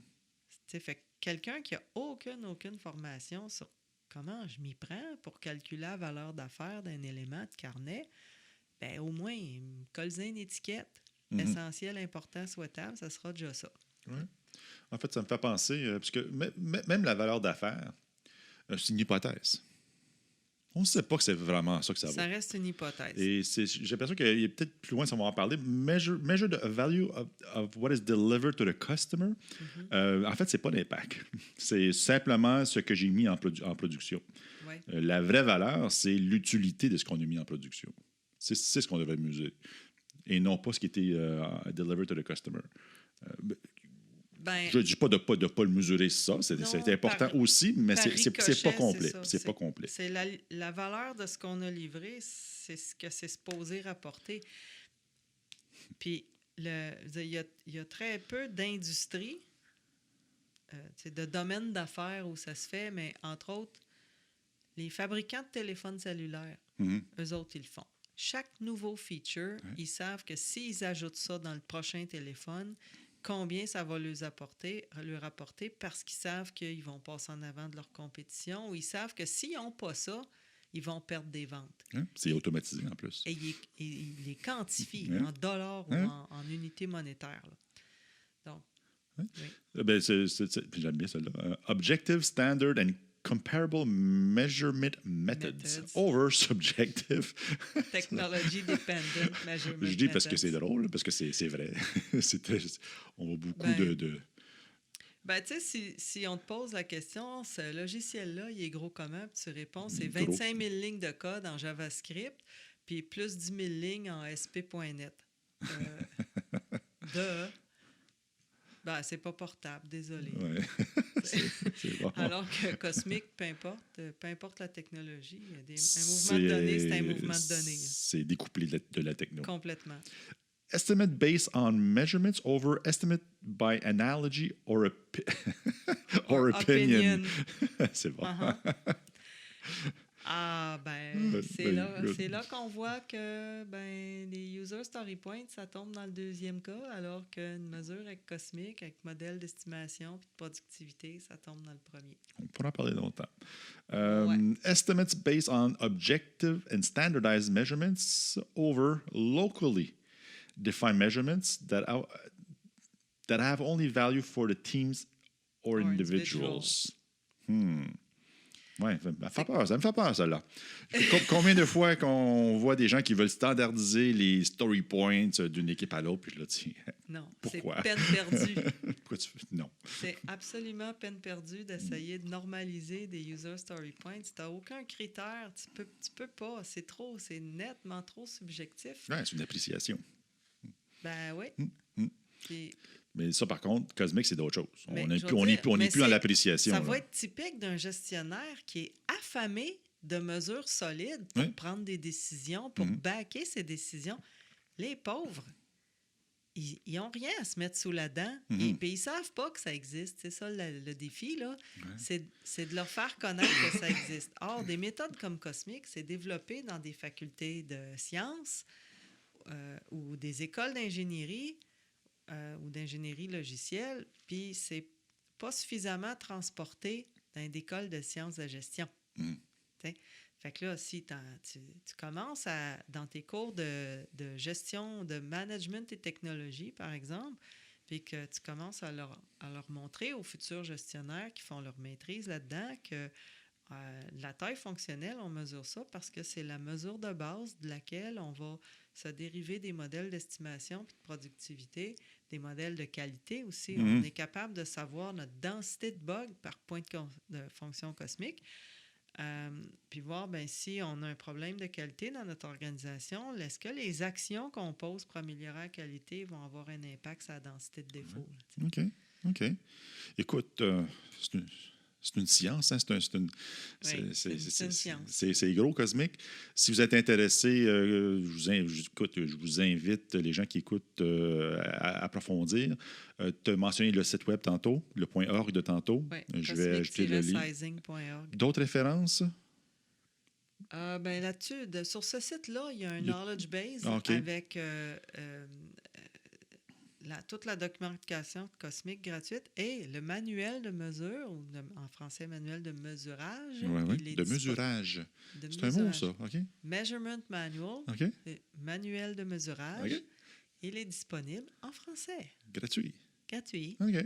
Ah oui. Donc, vous avez en masse de sources pour pouvoir s'éduquer, s'inspirer. Oui, des études de cas. Puis, si jamais vous avez besoin de convaincre davantage vos gestionnaires, Sylvie est disponible pour vous aider. Absolument. Ah, super.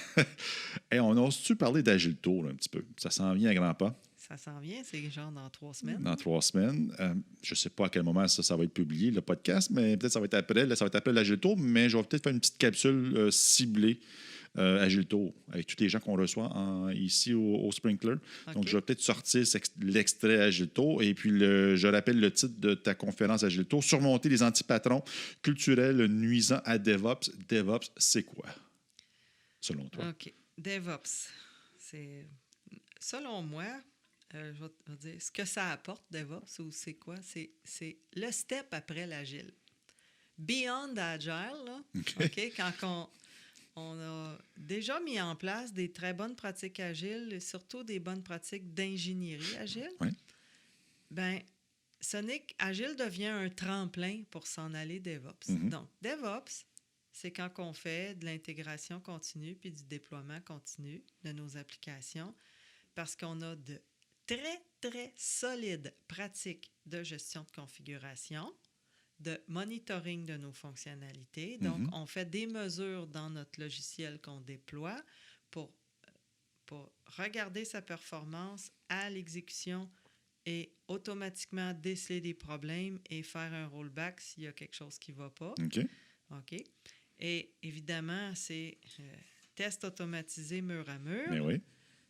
Parce qu'on ne pourrait pas faire du déploiement continu si ce n'est pas entièrement testé, s'il faut qu'on se mette à tester manuellement des portions de l'application en cours de route. Non, ça ne marche pas. Là. Mm-hmm. Okay?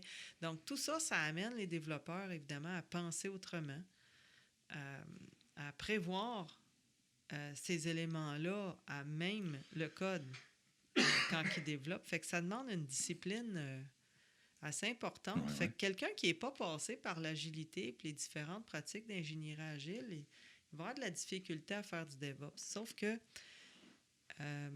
quand on lit le livre de Mme Forsgren, Oui. On comprend que DevOps, si vous n'y allez pas aujourd'hui, votre compétition alentour, elle s'en va là, elle. Oui, c'est sûr. OK? Ouais. Fait que c'est autant que j'étais convaincue en 2006 que Agile, c'était the way to go, puis que j'étais une fervente une fervente promoteur de l'agilité, déjà à cette époque-là, autant aujourd'hui, je suis convaincue que la prochaine vague, c'est DevOps. OK. Puis quels sont les antipatrons culturels? Les antipatrons culturels, en fait, cette présentation-là, il faut que je dise, là, c'est l'idée initiale n'est pas de moi. L'idée initiale est de mon ami Jean-Marc Lavoie, mon ami et collègue Jean-Marc Lavoie, qui est quelqu'un avec qui j'ai travaillé déjà dans l'industrie et avec qui j'ai fait l'ensemble de mes cours de maîtrise. OK. Jean-Marc est un développeur exceptionnel et c'est quelqu'un de très pragmatique et qui fait des pieds puis des mains depuis quasiment 2 décennies. Parce que la dernière fois que j'ai travaillé avec lui comme développeur en industrie, c'était chez Touchtoons Digital Jukebox. Oh my God! En 2000 et 2001. OK? Et déjà à ce moment-là, on avait de l'intégration continue, que c'était lui qui avait automatisé avec des tests automatisés, avec feedback automatique si le build était brisé. OK. Ça buildait aux 10 minutes. Tu sais, à une époque où le monde tripait parce que ça buildait la nuit, là, nous autres, on avait des builds aux 10 minutes. Aux 10 déjà, minutes. Tu travailles avec Christian Demers? Oui. Oui, OK. C'est un petit monde, hein? C'est un petit monde. Oui, c'est ça. Et là, Jean-Marc est à son compte. Il est actuellement architecte dans une grande organisation connue. Okay. Et il se bat pour mettre en place des pratiques DevOps pour des systèmes on parle des dizaines de milliers d'utilisateurs dans la province, là, puis même ailleurs au Canada. Donc, il ne veut pas avoir à se casser les nénettes pour se casser le bicycle, là, c'est ça, là. Expression québécoise très rigolote. Là. Donc, il ne veut pas avoir à se faire réveiller un dimanche matin à 3 heures parce que l'application a planté, puis que là, il y a un rollback à faire. Il va automatiser tout ce processus-là et il rencontre un certain nombre d'antipatrons culturels. C'est-à-dire que la culture de l'organisation, puis ça peut être des développeurs comme des cadres intermédiaires ou des cadres supérieurs, ils vont être réfractaires à mettre en pratique ou à mettre en place, disons, des pratiques recommandées ou qui sont nécessaires quand on veut faire du DevOps. OK. Et, ils sont réfractaires, tu dis? Ils sont réfractaires. Pourquoi? Par exemple, libeller une version de l'application. OK? Ouais. Donc, quand tu fais 3 versions par année de ton logiciel, tu y donnes un numéro de version. OK? Tu vas libeller l'ensemble des éléments du code qui composent cette version-là et possiblement la documentation qui l'accompagne. Quand tu te mets à faire du déploiement continu, tu n'en as plus de numéro de version. Ou si tu y tiens mordicus à en avoir un, ben ça ressemble plus à un timestamp, là. Mais ça aussi, c'est automatisé, donc... Oui, mais tu as des développeurs qui tiennent mordicus à avoir un numéro de version. Ben là, faut que tu te battes contre ça, là. Okay. Tu essaies de les convaincre, puis ça fait 20 ans qu'ils ont un numéro de version, là, ils en veulent un encore. OK. OK? Bon, c'en est un des antipatrons, OK. tu sais, ce genre de truc-là. Et le fait de vouloir des versions, ça nuit aux efforts de mettre en place une Non, culture ça, de...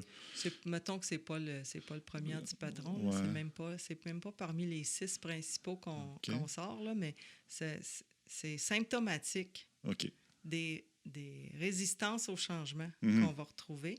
Puis parmi les 6, un des plus juteux, ça peut ressembler à quoi? Oh, les Snowflake Server. Les quoi?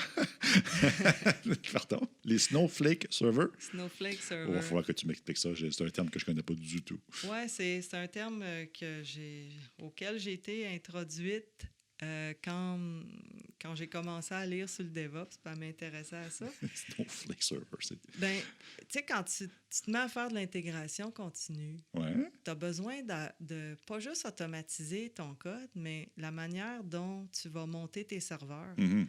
OK? Parce que ton déploiement, tu ne gères pas tout le temps sur quel serveur ça va. Fait que la dernière chose que tu veux, c'est des procédures de setup, de configuration de serveur où tu as une partie manuelle qui est faite. OK. OK? Ça veut dire que tu prends un ensemble de serveurs, puis les snowflakes, donc ça veut dire flocons de neige, il n'y en a pas deux pareils. Mhm. Ah, OK. OK? Ouais, Il n'y en a pas deux pareils. Fait que là, tu te ramasses que tu as mis en place du monitoring dans tes fonctionnalités, sachant que tu aurais une version X du système d'exploitation, puis de certains paramètres sur ton serveur qui rouleraient. Puis là, d'un coup, ça se met à planter sur l'autre, puis tu ne comprends pas pourquoi. Ils n'ont pas la même patch, ils n'ont pas la même version. Ils n'ont pas la même version parce qu'il y a quelqu'un qui est allé jouer manuellement dans les paramètres du système. Ouais. Bon, OK. Puis là, tu dis non, arrête de faire ça. Là. Donne-moi ta main, je vais prendre une règle, je vais taper dessus. Là, donc, c'est une façon de faire du changement. Tac, tac, tac, une tape ses doigts. Donc, Douleur corporelle, ça peut aider. Ouais, OK, ouais, je vois très bien. Un autre des 6? Je sais pas. Ah oui, ben c'est ça, c'est que c'est qu'en DevOps, la plupart du temps, tu n'es plus en mode projet. Oui. Tu es en mode développement de produit. Ouais. Puis là, ça te prend un réel product owner, mais non, tu as un project owner. Oui. OK? Fait que là, il essaye de driver ton développement logiciel comme si c'était un projet plutôt qu'un continuum. Mm-hmm. Et c'est comme, oui, c'est correct DevOps, là, mais ça nous le prend pour telle date. Puis là, il commence, tu sais, les mêmes comportements de quand on est en mode projet sont perpétués parce que souvent, cette personne-là, malheureusement, c'est encore un problème de mesure. Mm-hmm. Ah, ça revient toujours à ça. On y attribue bonus et augmentation de salaire parce qu'il a réussi à livrer son projet dans les temps. Mm-hmm. Ouais. Bon, et là, ça vient encore là. Ça nous mène à des comportements indésirables. Ça, c'est un gros antipatron. Oui. Très, très, très présent. Beaucoup encore aujourd'hui. Oui, c'est ça. Ouais, Puis, ben, on a, dans notre présentation du 28 novembre, c'est ça. Ouais. On a préparé 6 antipatrons. OK. Donc, pourra... je vous invite à venir voir notre présentation. Oui, allez voir ça. Tu viens-tu de là? J'apporte l'agenda ici. C'est pas un atelier, hein, c'est une présentation. C'est une présentation à être bonne heure le matin. Donc, moi qui est une personne du soir, je vais être en décalage horaire. En fait, c'est à 10 h. À 10h15 dans la salle 515 BC. Et voilà, mais il n'y a pas un keynote avant? Oui, il y a un keynote avant. C'est pour ça que c'est à 10h15. C'est ça. Ouais. Donc, moi, il faut que je sois là tôt, là, genre à 8 h le matin, là, pour être sûr. Hein, c'est ça. Fait que Jean-Marc et moi, on a décidé pour le moment, en tout cas, ça risque, on va se pratiquer là, dans les semaines qui vont suivre. Mm-hmm. Mais on a décidé qu'on ferait ça sous forme un petit peu de questions-réponses. Donc, ça veut dire que mon rôle à moi va être de poser les petites questions innocentes. Là. Mm-hmm. Comme je fais aujourd'hui, là, comme je fais présentement. Un petit peu. Puis Jean-Marc va répondre. Donc, on veut vraiment avoir sur scène en avant une bonne interaction entre nous deux pour rendre ça vivant. OK. Puis aussi pousser certains exemples par l'absurde parce qu'on aime beaucoup l'humour absurde. Oui. Donc, ça pourrait être assez rigolo. Si t'aimes l'humour absurde, allez voir mon Instagram, Day in the Life of Agile. Ah, Oui. OK. Oui. J'étais un petit peu en retard pour publier des bandes dessinées. Oh, chouette. Sauf que là, le podcast prend beaucoup de mon temps, fait que j'ai un peu de retard. Ton souhait pour les participants qui vont sortir de la session, c'est quoi?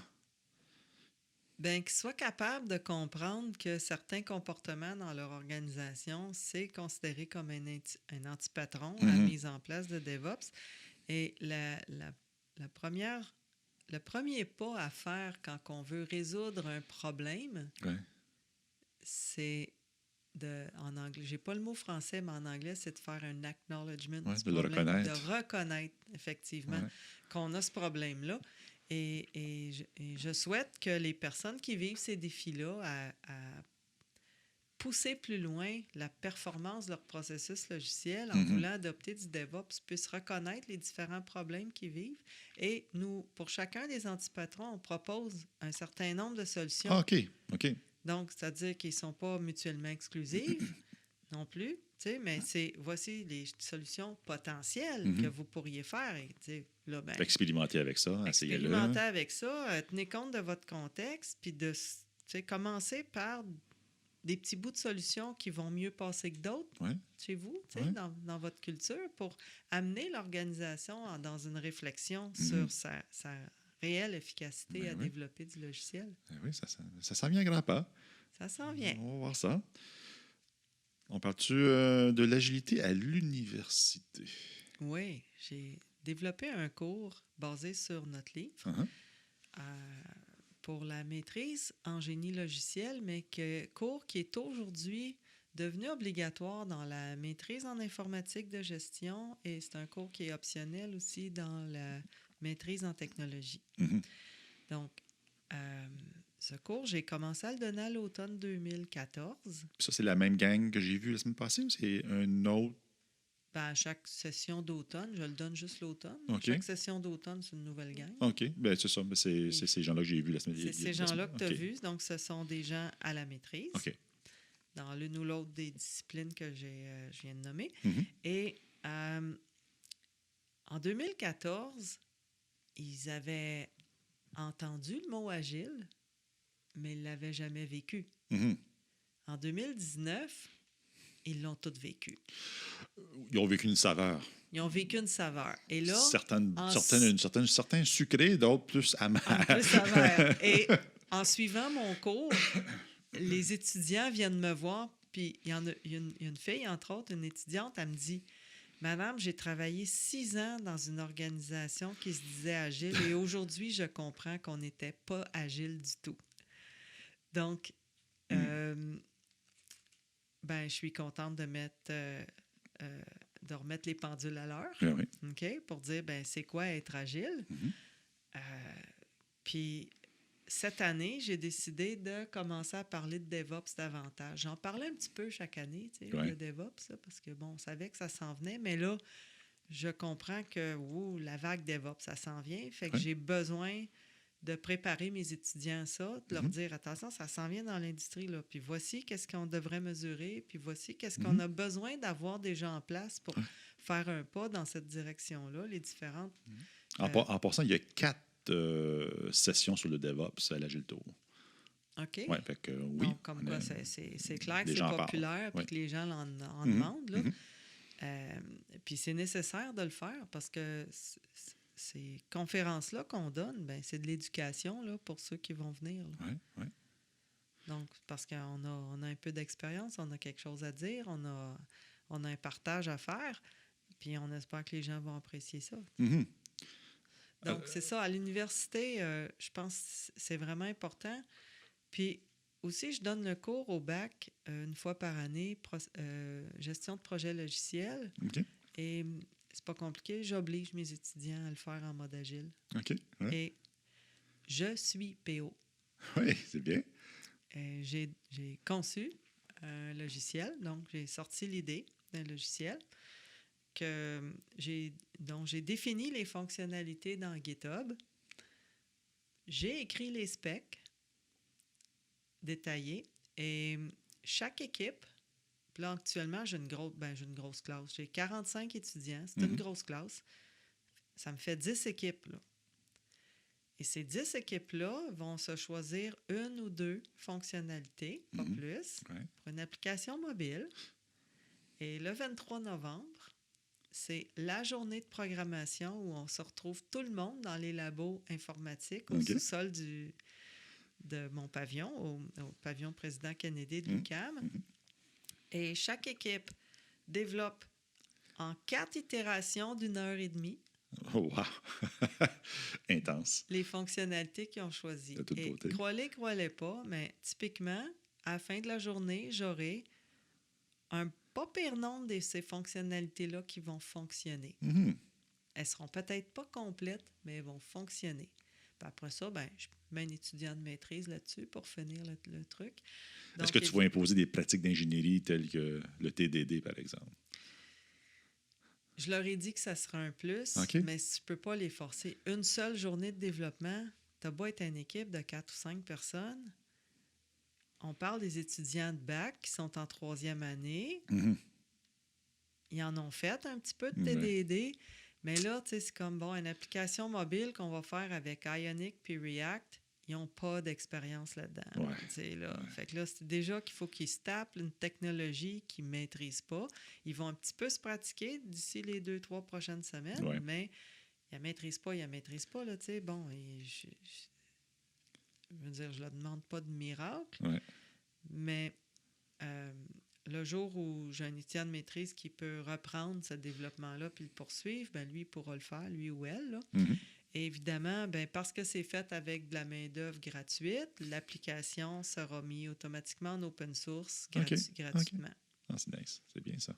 Donc, si je dois la mettre sur l'App Store et le Google Play Store, j'ai un petit peu de fonds de recherche qui vont pouvoir payer les frais. Ah oui. Ah, c'est bien ça. Ouais.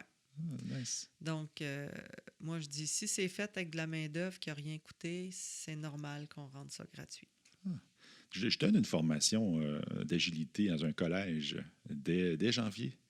Je n'en ai pas parlé. Un collège genre cégep? Un collège privé en informatique, l'Institut supérieur d'informatique, où j'ai déjà été enseignant en 2000. D'accord. Et puis, les étudiants finissants on va faire 5, je pense que c'est 5 sprints de 2 semaines.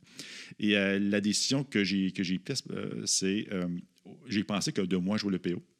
Et finalement, la décision que j'ai prise, c'est, il y a une personne qui va jouer le PO. Dans chaque équipe? Une personne va jouer le Scrum Master, les autres. Ça va être développeur en même temps, là, mais avec un penchant plus PO pour un sprint, et puis il va y avoir une rotation à chaque itération. Ah, pour que tout le monde Tout le monde joue le rôle de PO, tout le monde joue le Scrum Master, et ainsi de suite. Ouais, pour qu'ils comprennent qu'est-ce que ça implique. Peut-être même développer une empathie pour ces gens-là. Oui, c'est important, parce que là, on pense, tout le monde chiale après le client, là, souvent. Puis, ou le Scrum Master fait rien. Oui, il ne fait rien. Alors que, tu sais, quand je fais des exercices, des fois, d'estimation agile avec des Legos dans mes cours, tu sais, puis là, je fais former des équipes de 10, autour de 10. Puis là, il y a une personne qui joue le rôle de Scrum Master. Puis là, il pense qu'il va jouer au Lego, puis finalement, il se rend compte qu'il est à temps plein en train de capturer les données, là. C'est comme... Puis là, j'ai dit, ce que je voulais vous faire comprendre, c'est que la job de Scrum Master, c'est un job à temps plein. C'est souvent un job à temps plein, effectivement. Fait que quand on fait cet atelier-là avec des gestionnaires, là, ils finissent par comprendre là, à quoi ça sert un Scrum Master. Donc, ce n'est pas qu'un pantin, non, c'est quelqu'un d'utile. Qu'est-ce qui s'en vient pour l'enseignement d'agilité à l'université? De pousser davantage sur les pratiques émergentes, comme le DevOps. Là. Même si, pour le moment, comme cette année, c'était une année de transition où, oui, je vais parler de davantage DevOps, mais je le fais quand même faire le Open Assessment de Scrum.org. Et toute la classe, là, on se réunit dans un labo et ils doivent faire l'examen en ligne, celui gratuit. Et la note qu'ils obtiennent, qui est sur 100 points, je ramène ça vaut 5 % de leur note de la session. Ça fait la correction pour toi. Ça fait la C'est correction pour moi. fantastique. J'ai le nez qu'à ramasser la note. Bien, on parle de 5 là. Je Ouais. me tape la correction des autres 95 tu sais. Et je veux dire, c'est bien pour eux parce que ils sont capables de tester avec ça leur habileté à réussir l'examen de Scrum.org. Mhm. Et s'ils ont envie d'investir après dans une certification, ben, Ouais. ils peuvent toujours payer puis faire l'examen en ligne, payant. Tu sais, quelqu'un qui s'asseye plusieurs fois sur l'Open Assessment puis qui a 100 à chaque fois, là, mais il a probablement compris le guide Scrum. Là. Mhm. Hein, des bien bonnes chances. Ouais. Ouais. Donc, ça va être plus simple pour cette personne-là d'obtenir sa certification après. Tu sais. Mais j'ai vu des étudiants, des fois, tu sais, beaucoup d'étudiants viennent, ils sont bien préparés, puis obtiennent des bonnes notes, là, au-dessus de 85. Mais de temps en temps, j'en ai qui obtiennent 44 tu sais. OK. Là, tu dis, ben, ils ne se sont même pas essayés, là. Ils n'étaient pas trop intéressés, mettons. Ça devrait être ça, tu as raison. Il n'était juste pas intéressé. Ouais. Fait que je ne sais pas pourquoi il s'est inscrit dans mon cours. Surtout que le premier cours que je donne, là, la première séance de cours, je leur explique que la plupart des travaux vont se faire en équipe. Je veux dire, faire de l'agile quand tu es tout seul dans ton coin, je n'ai fait, là. J'ai écrit ma thèse de doctorat en utilisant un tableau Kanban. T'sais, bon, j'étais-tu agile? J'étais à la fois le Scrum Master, l'exécutant puis le PO. Tu comprends? Ouais, ben, quoi que le PO, mon directeur de thèse, il jouait pas mal, mais enfin. Ouais, c'est vrai. Si on veut expérimenter l'agile, c'est parce qu'on veut le faire en équipe. Fait que là, ils ont des travaux d'équipe à faire. Fait que je leur dis, ben, vous allez être jugés en fonction de votre participation, pas que par moi, par vos pairs aussi. Ah oui, le genre de petit oui. 360 interne. Un petit 360 interne que je lui fais faire en fin de session, qui vaut 5 de la note aussi. OK. J'en apprends des belles affaires là-dedans.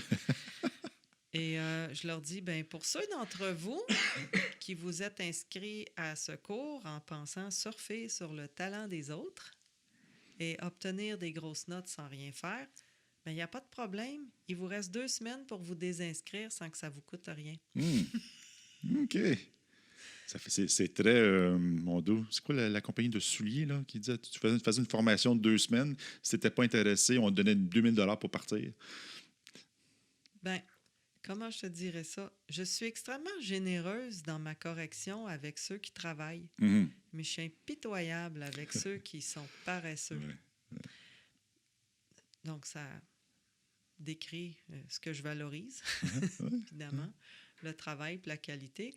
Puis, comme je dis, bon, quelqu'un qui remet un travail en retard, techniquement, on a une règle qui dit c'est une note de 0 à moins d'avoir pris une entente avec le professeur. Fait que j'ai dit, puis si vous me la demandez, ben demandez-moi-les pas 10 minutes avant, là. Demandez-moi-les au moins 2 jours d'avance. Dites, madame, on ne sera pas capable de rencontrer le deadline pour faire une bonne job, puis on veut livrer de la qualité, et je ne refuserai jamais d'étendre le deadline. Parce que je valorise la qualité davantage que la date, la remise à la date. Moi, je vais appliquer plus Scrum. Trouver des façons de maximiser la valeur dans le temps disponible. Donc, la date, elle est fixe. Bon, peut-être. La date, elle est fixe, le budget, il est fixe. On va danser avec la valeur. Ben, moi, je vais te dire, comme eux, j'ai fait cette maîtrise-là. Ouais.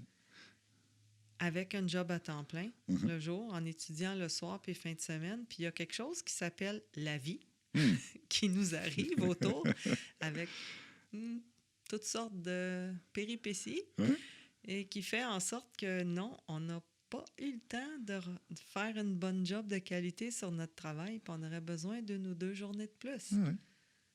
Donc, en tant que prof, j'ai choisi d'avoir cette flexibilité-là. Ça ne veut pas dire que les autres profs le font, mais moi, c'est comme ça, parce que je valorise la qualité. Mais remettez-moi pas un torchon, là, si je vous ai donné 2 jours de plus. Oh boy, ouais.